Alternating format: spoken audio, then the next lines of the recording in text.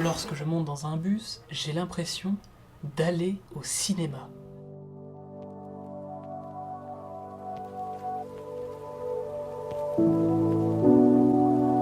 Déjà, quand on monte, on paye le billet.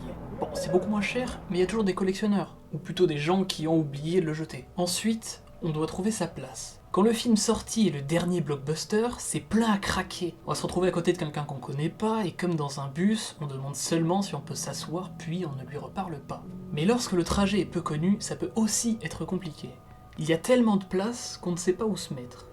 Et ici, pas de milieu. Partout, il y a quelque chose à voir. Et à partir de ce moment, on profite du paysage.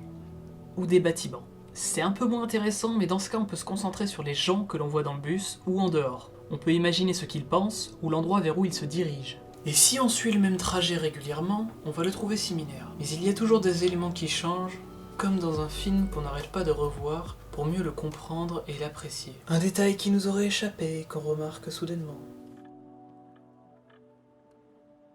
Il y a aussi les détails qui viennent nous perturber. L'obscurité par exemple. Que ce soit tôt le matin ou tard le soir, on n'y voit pas grand chose et on a parfois plus l'envie de se reposer.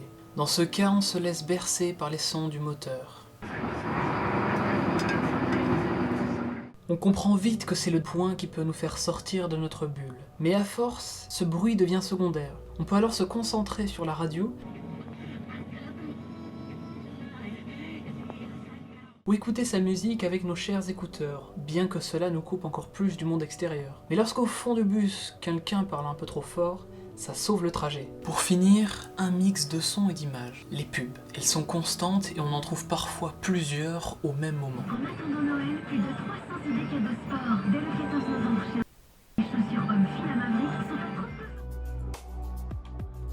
C'est donc ma vision du bus, un cinéma ambulant où on retrouve du bon et du mauvais. Mais tant que personne ne se met à manger du popcorn, ça me va.